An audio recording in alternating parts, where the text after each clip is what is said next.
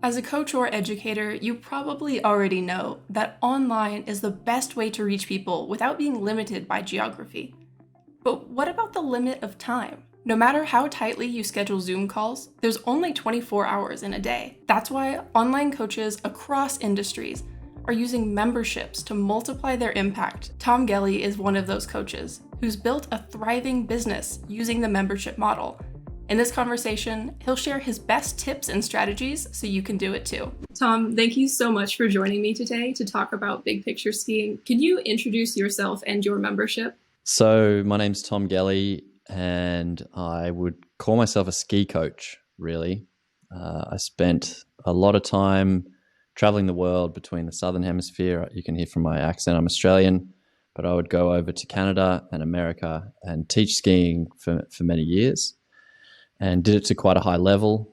And now I work online. So I say I'm an online ski coach, and I have sort of an online ski school, you could say. My goal is to be the best ski instructor in the world without ever meeting me. And so, yeah. And I think there's some real advantages to utilizing video that I'm really trying to capitalize on to achieve that goal. Did you do anything to validate that there'd be demand for a paid membership before you launched, or were they asking for more? I had already, I think I mentioned the Wix thing. So I'd made a couple of videos that I sold like for a one-off price. And then by the time I'd made, I think I had about 3 or 4 videos, and I could see I could do the subscription thing. And I thought, well, people keep buying these videos. I'm going to try the subscription thing. And so that had started. So I did already have a small sort of group of people that were willing to do that. I also noticed you have a big picture skiing podcast in addition to the membership.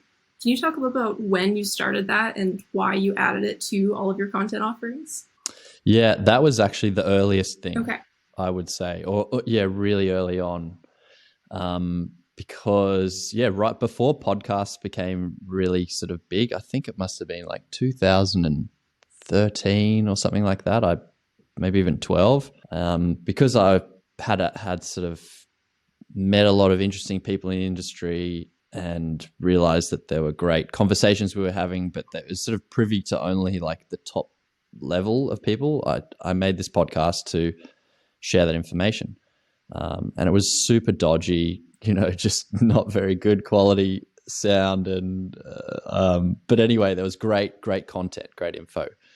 And I'm so glad I did that because, I've realized before I hit kind of deciding to use Uscreen, I had all these sort of, channels or areas that I was broadcasting my message through that people could find out about me. And that podcast has been a really good one. Okay. So in that podcast, do you have calls to action for people to visit your website? I do. Yes. Yeah. I didn't in the beginning, but now I do. And I really try and keep that quite short, because I've realized that it's like customer journey. It's much better to build a slow, just like a good friendship. You go in hard and really, talk yourself up too much. People always, they have a bit of a radar, like the warning. So I'm just like, hey, I've got this thing if you're interested in that. And I try and keep it really short. And so with time, they get that little reminder, but it's not kind of, too heavy. I don't like being sold to myself. So I really try and, do the same back and know that, it's the product and a good brand that will bring them there eventually. I understand entirely. I don't love being sold to either. And so do you know where more of your audience comes from, whether that's from your podcast or from YouTube and Instagram? Or do you think your audience has touch points with all of them before making it to the membership? Yeah, that's a good point. I think a lot of it comes from YouTube. I would say that's probably the highest area. I find out a little bit through, like with Uscreen, you can have an intake sort of form and ask some questions. So I go, how did you find out about me? And YouTube is probably one of the highest ones. And I did also a collaboration with another company, like a tech company, back in the COVID sort of period again, where they were looking at building really high quality content for YouTube, and so they had a camera person, and so I did several videos with them, which have kind of got over 1 million hits now. Yeah, and I got to mention big picture skiing on there, and that who I was, but then just delivered this information. So that's been a great sort of help. So collaborations, I think, that's really worked out. Is there anything that you've done to market the membership that has worked very well that you're going to continue doing? Having a monthly newsletter is really good. And so now that's something my wife is sort of in charge of. She goes, right, what are we going to put out for the next month in terms of showing people we've got value, and that's using MailChimp, I should say. So people even that come to the site but never sign up, they can sign up for this newsletter going out to a bigger audience. So we just utilize that. I think that's a great tool. Even within Uscreen, I'll sometimes use the simple email thing, and you can send out to different audiences. I used in the beginning quite a bit of coupon codes. I think they're amazing. So putting different ones out in different areas, and at different times, like a lower period, putting something a good offer out has been good. But I think, I don't know, just using my channels. So I've got a podcast this evening. I recorded a podcast a couple of days ago, keeping that regularly flowing.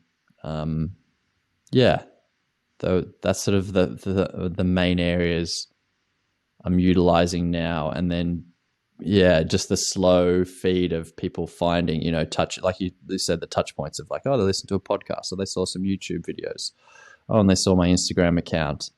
So just putting stuff out in each of those areas, and getting people familiar with who I am and what big picture skiing is. If you had to give a new membership owner advice about retention, what's something that you would tell them to help them get started? Just talk to the people that are currently there. Find out what they want, what they don't understand, if you're educating them, or what they're looking for, and help them with that. Like it's really as simple as that. User-based feedback. And it sounds simple, and you go, yeah, but you got to action it. Like create a type form questionnaire. Even if you only have like 30 people, just send it out to them. What's working? What do you want more of? That sort of stuff. And that's the best tip. Get that user feedback. And you mentioned the app for your membership now before. When did you add that to your membership? I pulled the pin on that one, pull the trigger, on that one in October last year. So before I knew there was going to be a bigger, like the biggest winter this last season. And I thought these people that have been, with me really deserve an upgraded experience. And I talked to the guys at Uscreen before about an app, and I just thought the numbers didn't seem right at that point. And so, it's now, I guess 6-7 months into it. And it's been great. So I'm really happy. I'm really happy with the app and the users. I think the user experience is really important. I haven't capitalized on marketing the app as much, but as I talked about with the fisherman thing, that'll come. It's looking after everyone that's got me here now, and making sure they're really happy and want to stick around. It's the priority. And do you have community within your membership? How do you talk to your members and interact with them?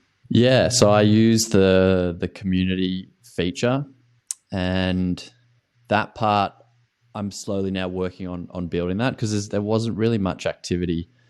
Older people are used to being able to comment on YouTube or even message me through different things, which is, I'm trying to manage that better, because I don't want people, like when you get to this point, one thing that was stressing me out was like responding to people on email. People message you on Instagram, people message you on Facebook, they're on YouTube, every kind of platform you're on. And so I'm trying to just be honest and say, look, I've got a life and I need to manage it. If you want to talk to me, the community is great because then I can go in and I can go, right, I'm going to spend 45 minutes or whatever it is replying and responding and talking to people there, and these people are really invested in me, so I'm invested in them. And so I'm trying to use that and build it now. And I must say it's great. I think Uscreen are improving that so you can put a lot more valuable information on there, being able to put videos from your library and having the different channels, that sort of thing is great. So again, just putting stuff that gets people thinking. Like I just put a post out. I'm working this new video. This is the topic. Again, use feedback. What do you guys struggle with on this topic?